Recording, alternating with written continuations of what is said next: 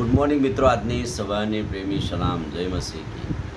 આપણે પ્રભુનો આભાર માનીએ છીએ કે આપણે 6 આશ્રયનગરોનો અભ્યાસ કરીએ છીએ અને અલગ અલગ સ્થળને આશ્રયનગરમાં સ્થાન મળ્યું એ વિશે જોઈએ છે.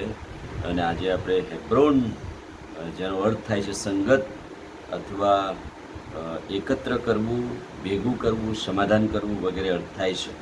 અને હેબ્રોનને 6 આશ્રય સ્થાન નગર જે બનાવ્યા એમાં સ્થાન મળ્યું. દુનિયાનું સૌથી પુરાતન શહેરોમાંનું એક એ હેબ્રોન છે.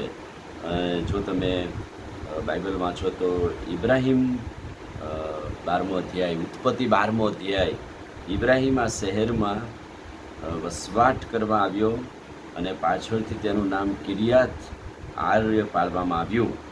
ત્યાર પછી યહૂશવાએ આ શહેરને જીતી લીધું. એટલે યહૂશવા 10:1-11 અને ઇબ્રાહિમ, ઉત્પત્તિનું પુસ્તક 13મો અધ્યાય અને 18મું વચન તમે જોજો. ઇબ્રાહિમ મામેરના એલોન વૃક્ષ નીચે આવ્યો, તંબુ માર્યો ને અહીં તેણે વેદી બાંધી. એટલે કે હેબ્રોનમાં એણે પ્રથમ વેદી બાંધી હતી. અને ઇબ્રાહિમની પત્ની સારા જ્યારે મૃત્યુ પામી ત્યારે આ શહેરની અંદર તેને દાટવામાં આવી હતી. આગળ જતાં શહેરની પસંદગી 6 આશ્રયનગરોમાં કરવામાં આવી. એ પણ આપણે જોયું કે કેવી રીતે એને લેવીઓનું શહેર ગણવામાં આવ્યું. સમુએલનું બીજું પુસ્તક 5મો અધ્યાય અને 5મા વચનમાં દાઉદને ઇસ્રાયેલનો રાજા થવાને આ જગ્યાએ અભિષિક્ત કરવામાં આવેલો. એટલા માટે હેબ્રોન એ જૂના કરારની અંદર બહુ જ આશીર્વાદિત સંગત ધરાવનારું એવું શહેર કે સ્થળ કહેવામાં આવતું હતું. એવા શહેરની અંદર આશ્રયનગર બનાવવામાં આવે એ કેવી ગજબની વાત કહેવાય. હેબ્રોનના નામનો અર્થ થાય છે સંગત, એકત્ર કરવું, ભેગું કરવું. અને એટલાના માટે ખ્રિસ્તને પણ આ હેબ્રોન કે સંગત સાથે કેવી રીતે એ પ્રભુ આપણો આશ્રય સ્થાન છે તો કેવી રીતે સરખાવી શકાય. 1 કોરિન્થી 1:9, જે દેવે તમને તેના દીકરા આપણા પ્રભુ ઈસુ ખ્રિસ્તની સંગતમાં તેડેલા છે તે વિશ્વાસુ છે. આપણને હેબ્રોન એટલે સંગત, પ્રભુના નામમાં આપણને સંગત માટે તેડવામાં આવેલા છે. આપણું એક કર્યું છે, એકત્ર કર્યા છે, સંગતમાં લાવ્યા છે. અને એટલા માટે જ્યારે પ્રભુ આપણું આશ્રય સ્થાન બને છે ત્યારે પહેલી વાત પ્રભુ સાથે આપણી સંગત થાય છે. બીજી વાત 1 કોરિન્થી 12:12, જેમ શરીર એક તેમ ખ્રિસ્ત અને આપણી સંગત પણ એક છે. શરીરના અવયવો પુષ્કળ હોવા છતાં એક સંગત શરીરમાં છે, એકતા છે.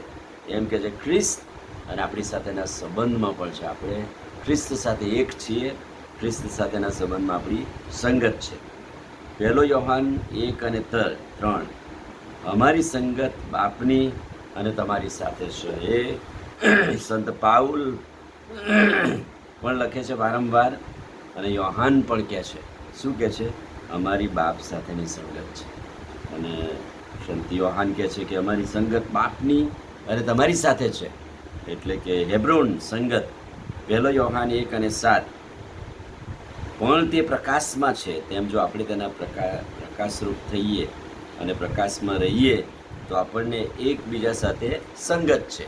ખ્રિસ્ત એ જગતનું અજવાળું ને પ્રકાશ છે, અને એ પ્રકાશમાં આપણે બધા એકબીજા રહીએ તો આપણે એકબીજાની સાથેની આપણને સંગત છે.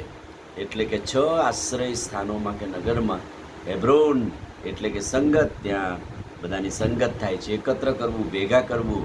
અને એ જ રીતે ખ્રિસ્ત પણ એના નામમાં આપણને એકઠા કરે છે, સંગત આપે છે અને આપણું સમાધાન કરાવે છે. આમીન. પ્રાર્થના કરીએ. ભલા પ્રભુ, આજે સવારે તમારા નામમાં, તમારા વચનમાં જે સંગત અને સમાધાન છે, વચનો તમે અમારા આશ્રય સ્થાન છે એ સમજવા અમારી મદદ કરો.